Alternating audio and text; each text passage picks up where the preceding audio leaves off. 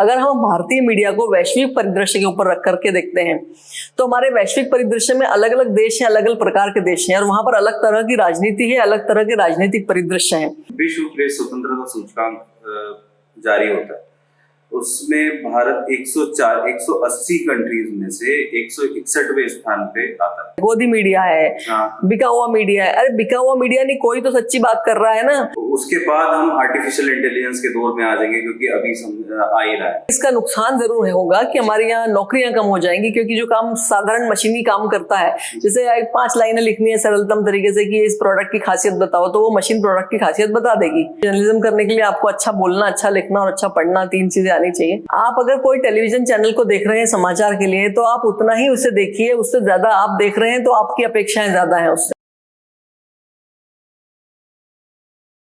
नमस्कार, national news symposium के YouTube channel पे आपका फिर एक बार स्वागत है। हमारे साथ आज हमारे स्पेशल गेस्ट में डॉक्टर सोनाली सिंह जी मौजूद हैं। मैं उनका परिचय दे दूं आपको कि Sonali Singh ji school of journalism और मास कम्युनिकेशन के हेड ऑफ डिपार्टमेंट हैं। वर्तमान में जो मीडिया का परिदृश्य आपको दिख रहा है, उस पर सवालिया निशान आपके बहुत लग रहे हैं, तो उसी को आज हम समझने के लिए हमारे साथ प्रोफेसर सोनाली सिंह जी हैं। मैम, आपका बहुत बहुत स्वागत है। नमस्ते। नमस्ते मैम। मेरा पहला सवाल आपसे यही है कि आज हम लोग वर्तमान में देखेंगे कि भारतीय प्रेस को सबसे ज्यादा तो आज बायस्ड होने का आरोप बहुत ज्यादा लग रहा है, तो इसका आपका क्या कहेंगे आप इसमें?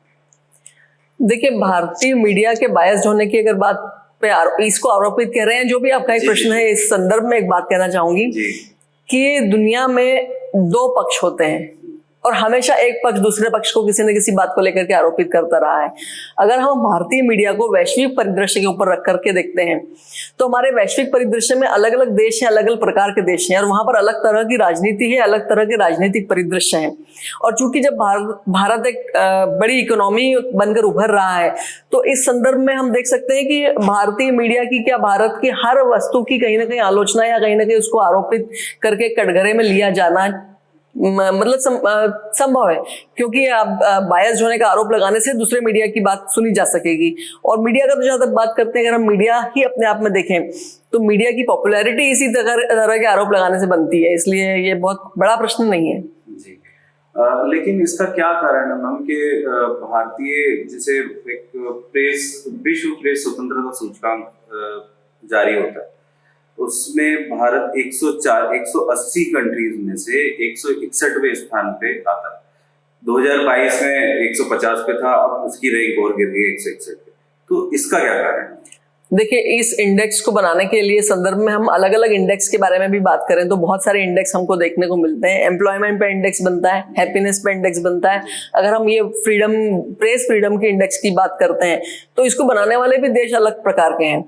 तो ये हर जगह पर इस इंडेक्स का अलग कारक तत्व होते हैं। तो उन इंडेक्स के ऊपर हम ये नहीं कह सकते कि यहाँ का पूरा मीडिया ही बायस्ड है और हमारा बिल्कुल पिछड़ा हुआ मीडिया है।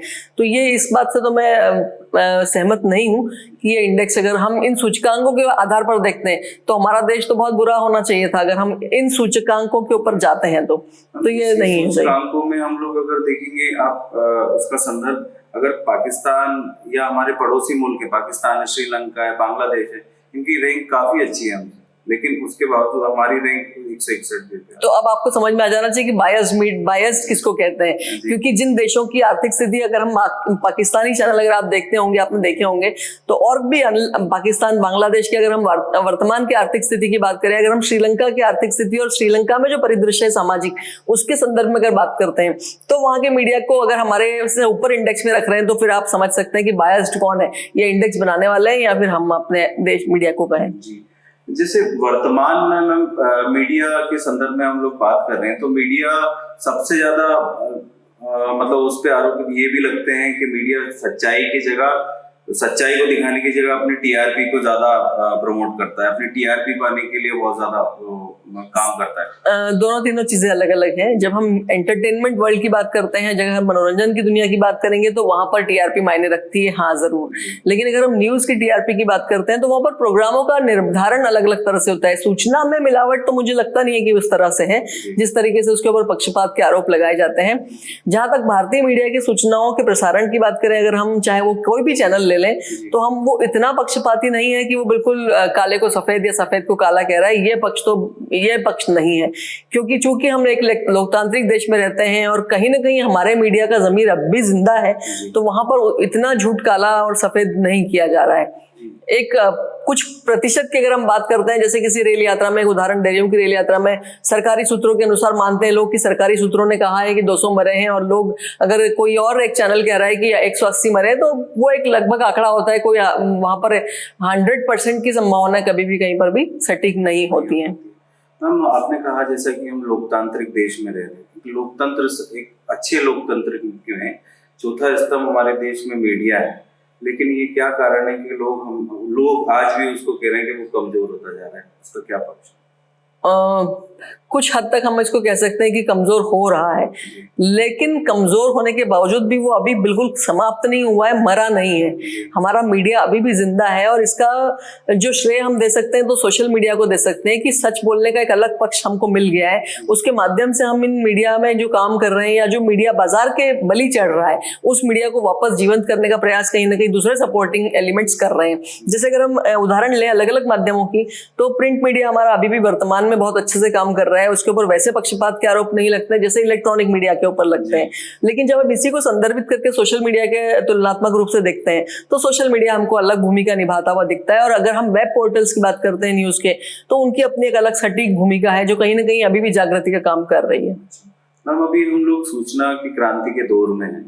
आप देख रहे होंगे जब से सोशल मीडिया आया है, हम जो मेन स्ट्रीम मीडिया की बात करें, मेन स्ट्रीम मीडिया हो, चाहे इलेक्ट्रॉनिक मीडिया हो या प्रिंट मीडिया हो, और यहाँ सोशल मीडिया, तो ये सूचना आज लोगों के पास पहुंचने में बहुत तुरंत समय नहीं लग रहा है। पहले की बात करें तो पहले एक दिन 2 दिन के बाद हम रेडियो पे सुनते थे या अखबारों में पढ़ते थे, चीजें होती थी। लेकिन आज जब मीडिया के सामने ये सबसे बड़ा चैलेंज क्या है कि सोशल मीडिया के दौर में जब लोगों को सूचना बहुत आसानी से और बहुत जल्दी मिलती है, तो मीडिया के सामने सबसे बड़ा चैलेंज क्या है? मीडिया के सामने चैलेंज है भी, और मीडिया ने उस चैलेंज से निपटना भी सीख लिया है। अगर आप देखते होंगे इलेक्ट्रॉनिक मीडिया को, तो वहां पर फेक न्यूज और फेक वीडियो वाले उन्होंने एक सेगमेंट बना दिया है जहां पर एक ओरिजिनल वीडियो रहता है और एक फेक वीडियो बताते हैं। उसी प्रकार से हर माध्यम में इस प्रकार के सजग और सचेत लोग काम कर रहे हैं, जो उसमें से झूठ और सच का एक आकलन लोगों के लिए, सामान्य जनता के लिए प्रस्तुत करते हैं। और वैसे में जनता की अगर बात करें हम, तो जनता अगर मनोरंजन की दुनिया में बेवकूफ बन रही होगी, लेकिन अगर हम सूचना की दुनिया में बात करते हैं तो वहां पर जनता को मूर्ख बनाना आसान नहीं है। अगर कोई सूचना उनको मिली है तो वो उसको पुख्ता करते हैं, क्रॉस चेक करते हैं, कहीं ना कहीं वेरीफाई करते हैं और फिर उसको मानते हैं। वो उसके ऊपर आंखें बंद करके विश्वास तो नहीं कर लेते हैं। ये मेरा एक ओवरऑल अवलोकन में देख पा रही हूँ कि ऐसा एक ऑब्जर्वेशन मुझे देखने को मिलता है अपने आसपास। मैम, हमारे चैनल के सबसे ज्यादा व्यूअर्स जो है वो युवा है। आप जैसे वर्तमान में हम युवा देश हैं, पूरे विश्व में सबसे ज्यादा युवा जनसंख्या हमारे भारत में। युवा पत्रकार जो पत्रकारिता कर रहे हैं आज के समय में, भारतीय समाज में वो क्या सकारात्मक पहलू ला सकते हैं जब वो पत्रकारिता कर रहे हैं आज के समय? तो जो मीडिया की जो नकारात्मक सोच है जो लोगों के बीच में, वो उसके लिए क्या काम कर सकते हैं उसको पॉजिटिव करने के लिए? अगर यूथ के लिए मतलब सुझाव कह रहे हैं कि जो हमारा युवा है जो सोशल मीडिया पे या मीडिया में काम कर रहा है, किसी भी माध्यम में काम कर रहे हैं, तो 2-3 बातें अलग अलग ध्यान रखने लायक है उन लोगों के लिए जो वो काम करें। एक तो जब हम एथिक्स की बात करते हैं तो हर मीडिया क्लास में एथिक्स की बात की जाती है, पढ़ाई जाती है, और वो वास्तविक रूप से उस समाज की जरूरत भी होती है।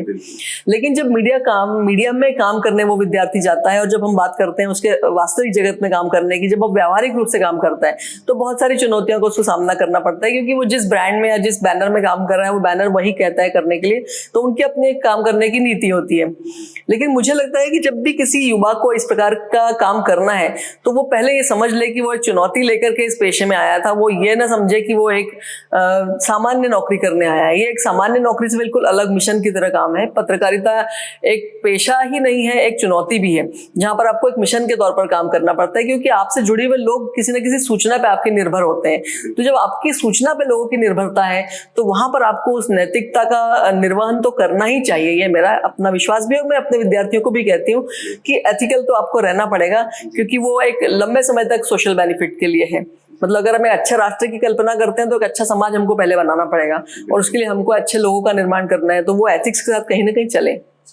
मैम, आज वर्तमान में जैसे आप अपन मीडिया की बात कर रहे हैं, तो वर्तमान में आप एकेडमिक से हैं, तो मीडिया के आज के समय में आपके सामने क्या सबसे बड़ा चैलेंज है कि मीडिया जब आज इतनी बायस्ड की उन पे आरोप लगते हैं, मीडिया के बारे में बहुत सारे प्रश्न चिन्ह लगते हैं और फिर भी लोग आप उनको पढ़ा रहे हैं आज के समय में, तो इसमें आपके सामने सबसे बड़ा चैलेंज क्या है आज के समय में? चैलेंज तो है, क्योंकि जब बाजारवाद की बात कर रहे हैं तो हर जगह जॉब बचाना, जॉब सिक्योरिटी और किसी न किसी ब्रांड के साथ लॉयल होने की बात हमको करनी पड़ती है। विद्यार्थी के लिए एम्प्लॉयमेंट जनरेट करना एक किसी भी प्रोग्राम की जरूरत होती है।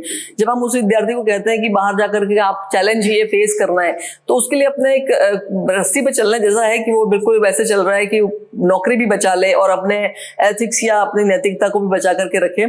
तो ये कहीं ना कहीं हम लोग उसके अंदर करते हैं। हालांकि अभी जो हम परिवर्तन देख पा रहे हैं बहुत लंबे समय में, कि जिनको बहुत जो मॉरली बहुत स्ट्रांग होते हैं, जो एथिकली बहुत स्ट्रांग होते हैं, वही इस प्रोफेशन को ऑप्ट करते हैं। फिर वो कॉम्प्रोमाइज करना जानते हैं कि मैंने ये जॉब छोड़ दी तो बहुत ज्यादा नुकसान नहीं, मतलब वो परेशान नहीं होते उस नुकसान से कि ठीक है अच्छा पैकेज तो छोड़ दिया क्योंकि मुझे कॉम्प्रोमाइज नहीं करना है। तो इस तरीके के कैरेक्टर्स, इस तरीके की कैरेक्टरिस्टिक्स के साथ जो लोग आते हैं या यूथ आता है, वो यूथ इसमें सर्वाइव कर पाता है।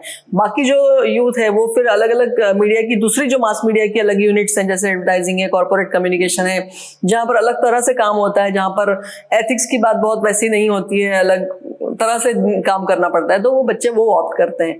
तो चैलेंज तो है, लेकिन हम अपने एथिक सिखाना नहीं भूलते, क्योंकि अल्टीमेटली जर्नलिज्म का ऑब्जेक्ट है वो सोशल बेनिफिट में है। मैम, आज आप देख रहे होंगे कि समाज में सबसे ज्यादा प्रभावित कर रहा है आईटी। हम लोग इस दौर में सूचना प्रौद्योगिकी के दौर में है, उसके बाद हम आर्टिफिशियल इंटेलिजेंस के दौर में आ जाएंगे, क्योंकि अभी आ ही रहा है। तो उसके बावजूद आपके पास फिर क्या चैलेंजेस आ जाता होंगे कि जब, क्योंकि हर दिन कुछ ना कुछ परिवर्तन हो रहा है, कुछ अपडेट्स आ रहे हैं, आपके सामने भी आ रहे हैं, और फिर एजुकेशन में क्या अपडेट्स आप करते हैं, क्योंकि आप as a head of the department आप मीडिया। मैं बहुत मतलब ये बहुत सारी बातें अभी चल रही हैं चैट जीपीटी और एआई को लेके, लोगों के अंदर बहुत है कि ये सारा रिसर्च आपको करके दे देगा, सारी कॉपियां, आंसर शीट, सब असाइनमेंट आपके इसके थ्रू आ जाएंगे, या अगर हम कंटेंट की बात करते हैं तो एआई कंटेंट भी क्रिएट करके दे देगा। लेकिन मेरा फिर भी इस मामले में मैं 100% पुख्ता मेरा ये है कि हाँ चलो, अगर हम एआई पे पूरा डिपेंडेंट हो गए, हमने टेक्नोलॉजी ने पूरी तरह से बदल दिया और हम इसको लोगों के काम जॉब कम कर लेंगे, जैसे कॉपी लिखनी है, सादी कॉपी लिखने के लिए हमने एआई के थ्रू चैट जीपीटी पे लिख दिया या कोई और सॉफ्टवेयर आ गया तो वो हमको करके दे देगा, लेकिन वो वैसा नहीं लिखेगा जैसा एक इंसान लिखेगा। यहाँ पर ये अंतर बचा रहेगा, चाहे वो नौकरी 10 लोगों की खा जाए, लेकिन वो एक आदमी जो लिखने वाला रहेगा वो आदमी जिंदा रहेगा और वो हमेशा जिंदा रहेगा। नेचर में मेरा बिलीव है, मैं टेक्नोलॉजी में बिलीव करती हूँ, टेक्नोलॉजी को मैं हेल्प के लिए इस्तेमाल करती हूँ, लेकिन 100% मेरा बिलीव नेचर पे है कि प्रकृति कहीं ना कहीं बची रहेगी और वो अपना काम करेगी ही अल्टीमेटली। तो जो कंटेंट की कविता लिखना है तो एआई कविता नहीं लिख पाएगा, वो तो है, उसको नेचर को देखना आना पड़ेगा और देखने के बाद लिखना पड़ेगा। आपने 50,000 लाख करोड़ अरब आइटम वहां पर रख दिए इंटरनेट पर और वो उन सबको कंपाइल करके आपको एक चीज दे देगा आपके प्लेटर में, लेकिन वो वैसी नहीं रहेगी जैसी हम क्रिएट करेंगे। ये अंतर रहेगा बिल्कुल मैम, लेकिन ये बात सही है कि वो अंतर तो खैर रहेगा, क्योंकि मशीन है। हाँ, एक इसका नुकसान जरूर होगा कि हमारे यहाँ नौकरियां कम हो जाएंगी, क्योंकि जो काम साधारण मशीनी काम करता है, जैसे 5 लाइनें लिखनी है सरलतम तरीके से कि इस प्रोडक्ट की खासियत बताओ, तो वो मशीन प्रोडक्ट की खासियत बता देगी। वो उस तरीके की नौकरियां हमारी कम हो जाएंगी और वहां पर एक थोड़ा सा हमको लगता है कि कहीं ना कहीं ये अटैक करेगा, लेकिन उसमें टाइम लगेगा, क्योंकि इस तरीके का अब एआई बनाने में भी हमारे पास है समय। मतलब मुझे लगता है कि इसको आने में पूरी तरह से परिवर्तित होने में हमको 20 साल का एक स्लॉट चाहिए। टेक्नोलॉजी भले डे बाय डे बदल रही है, पर जिस प्रकार से लोग एआई के बारे में कह रहे हैं उसको हमको वहां पहुंचने में टाइम लगेगा। बिल्कुल। हम देखते हैं मैम, आगे ये तो भविष्य बताएगा कितना समय लगता है, लेकिन आज जैसे मैम आपके सामने सबसे बड़ा चैलेंजेस मुझे ऐसा लगता है, मैं जहाँ तक मानता हूँ कि एकेडमिक में आप हैं और मीडिया में रोजगार दिलाना, ये आपको कैसा लगता है? क्योंकि हर व्यक्ति जो एक आशा से एक डिग्री करता है, लेकिन मार्केट में मीडिया के नाम पे या जर्नलिज्म में इतना पैसा है, लोगों को इतना अब मैं इसका बहुत अच्छे से जवाब देना चाहूंगी, क्योंकि मैं पिछले 2 साल से जी मैं मीडिया टीचर तो बहुत सालों से हूँ, लेकिन पिछले 2 साल से मुझे लगता है कि मैंने किसी बड़ी फर्म का HR मैनेजर हो गई हूँ मैं, क्योंकि मेरे पास इतनी सारी एम्प्लॉयमेंट की रिक्वायरमेंट्स आती है और वो मुझे यहाँ पर पता नहीं क्या सोचते हैं कंपनी वाले लोग कि मैं ह्यूमन रिसोर्स प्रोवाइडर हूँ, मैं यहाँ पर HR मैनेजर की भूमिका में आ जाती हूँ। मतलब इतनी सारी एम्प्लॉयमेंट्स मेरे पास है, हार्डकोर जर्नलिज्म की नहीं है, उतना कह सकते हैं कि परसेंटेज उसका कम है, पर मेरे पास कंटेंट में जॉब बहुत सारे हैं, मेरे पास कॉर्पोरेट कम्युनिकेशन में जॉब बहुत सारे आते हैं। मतलब आई हैव अ वैरायटी जिसमें मेरे को लोगों को कहीं ना कहीं प्लेस करना होता है, इवेंट के काम बहुत सारे आते हैं, तो काम की कमी नहीं है। अच्छा। और मैं अभी HR का काम भी अच्छे से करती हूँ, मुझे लगता है कि मुझे HR मैनेजर बना दो कहीं। मैम ये तो ठीक है फिर, लेकिन बहुत सारे अलग अलग फील्ड्स में आपके जॉब, हाँ, मतलब पूरे मास मीडिया में अलग अलग वैरायटी में आते हैं। जर्नलिज्म के लिए मेरे पास 10% अप्रोच रहता है, जिसके लिए मुझे मेरे स्टूडेंट में से छांटना पड़ते हैं, सिलेक्ट करना पड़ते हैं जो कि एथिकली मॉरली स्ट्रांग हो, कम पैसे में गुजारा करने के लिए उनका दम हो, ऐसे बच्चे मुझे ढूंढने पड़ते हैं, मिल जाते हैं। अच्छा मैम, ये तो पूरी बात है, लेकिन हमारे जो व्यूअर्स, मैंने आपको पहले भी कहा कि हमारे पूरे व्यूअर्स हैं जो यूथ है, युवा है, वो जो लोग अगर जर्नलिज्म में जाना चाहते हैं, अगर वो बहुत सारे लोग ऐसे भी हैं, क्योंकि इंटरनेट की एक ताकत है, अपने आप में ऐसी ताकत है कि जो लोग गांव में बैठे, दूर से दूर एक छोटे से गांव में बैठे, लेकिन वो जर्नलिज्म करना चाहते हैं, तो उन लोगों के लिए वो क्या कर सकते हैं कि वो यहाँ तक आ जाएं, या जर्नलिज्म की कैसी शुरुआत वो कर सकते हैं आज के समय में? या जर्नलिज्म करने के लिए क्या डिग्री या जर्नलिज्म के लिए डिग्री की जरूरत तो नहीं है, ये कह सकते हैं, क्योंकि जर्नलिज्म करने के लिए आपको अच्छा बोलना, अच्छा लिखना और अच्छा पढ़ना, 3 चीजें आनी चाहिए। पढ़ना मतलब आप लोगों को पढ़ सकते हो, अगर आप अपने समाज को पढ़ सकते हो, समाज की नब्ज को पढ़ सकते हो, तो आप अच्छे से बात कर सकते हो। एक बात, अगर आपको अच्छे से बोलना आता है तो आप उस समाज की जो नब्ज है, समाज की जो कमजोरी है, समाज की जो रिक्वायरमेंट्स हैं, जो उनकी जरूरत है, उसके ऊपर आप बात कर सकते हैं लोगों से। और अगर आप अच्छे से लिखना जानते हैं तो आप मीडियम चूज कर सकते हैं, आपको किस माध्यम में काम करना है वो कर सकते हैं। अगर हम सोशल मीडिया की भी बात करते हैं, अगर हम सोशल मीडिया पे प्लेटफॉर्म पे कोई अपना वीडियो बनाना चाहते हैं, तो वीडियो बनाने के लिए भी पहले कहीं ना कहीं आपको रिसर्च वर्क करना पड़ता है, और वो रिसर्च वर्क कंटेंट के थ्रू ही चलता है। तो जब तक आप पूरा अभ्यास नहीं करते हैं, वो अभ्यास के बिना आप कहीं जा नहीं सकते। तो समाज को अगर आप पकड़ेंगे तो मुझे लगता है कि आप अच्छे से मीडिया पर्सन बन सकते हैं, चाहे वो कोई भी माध्यम हो। ओके। तो मैम ये तो रहा आपने मीडिया की आपने बात करी, और जो बिना डिग्री के भी हम लोग मीडिया के उससे कर सकते हैं। वर्तमान परिदृश्य में अगर देखा जाए मैम, तो यूथ बहुत ज्यादा मतलब नाराज, आप बोल सकते हैं कि नाराज है मीडिया से, या उसको एक प्रकार से, मतलब वो मीडिया को शायद मैं पूछना नहीं चाहता। नहीं, मैं ये इसका उत्तर अलग तरह से देना चाहूंगी। मैं इसमें ये कहूंगी कि नाराजगी आप समझ नहीं पाते हैं कि एक्चुअली आप क्या चाहते हैं जी। आप अगर कोई टेलीविजन चैनल को देख रहे हैं समाचार के लिए, तो आप उतना ही उसे देखिए, उससे ज्यादा आप देख रहे हैं तो आपकी अपेक्षाएं ज्यादा हैं उससे जी। जब हम समाचार पत्र देखते हैं तो वहां पर 20 पेज हैं या 16 पृष्ठ हैं हमारे पास, हमारी अपेक्षाएं उतनी ही रहनी चाहिए। हम उससे अपेक्षा रखते हैं पूरे दुनिया भर की और चीजों की। तो हम तुलना जब हम तुलना करते हैं, जब हम ज्यादा अपेक्षाएं करते हैं, तब हम नाराजगी हमारी बढ़ जाती है। अगर आप किसी एक चैनल से आप अपेक्षा करते हो कि वो अपनी नीतियों के विरुद्ध काम करे और दूसरे की तरह भेड़ चाल में चले, ये भी संभव नहीं है। हर एक की अपनी एक काम करने की नीति होती है, उसी नीति में वो काम करता है। अगर आप कहेंगे कि जी चैनल जो है वो आज तक की तरह काम करे या आज तक NDTV की तरह काम करे, तो ये संभव नहीं है। यहाँ पर अनबायस्ड और बायस्ड का अंतर करना हमारा यूथ भूल जाता है।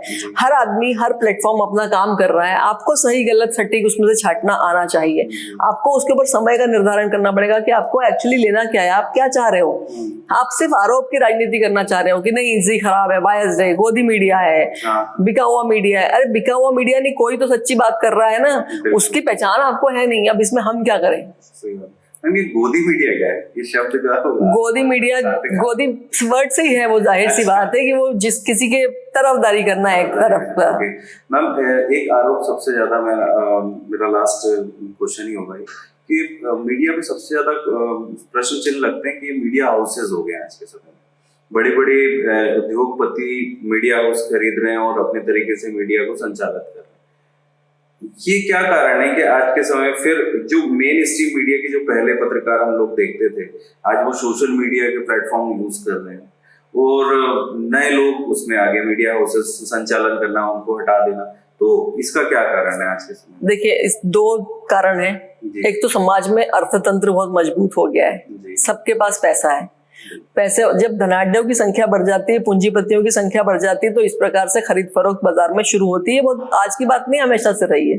अगर हम इसको प्राचीन काल से देखें, राजा महाराजाओं के काल से लेकर आज तक, तो हम इस प्रकार की प्रक्रियाओं को देख सकते हैं कि जिसके पास पैसा है, जिसके पास पूंजी है, वो खरीद लेता है सामान्य किसी भी जगह पर जाकर अपने मन मर्जी की चीज, चाहे वो कोई अखबार हो, चाहे वो कोई किसी का दफ्तर हो, चाहे वो कोई दुकान हो। ये हमने पूंजीपतियों और सामान्य वर्ग में अंतर हमेशा से देखा।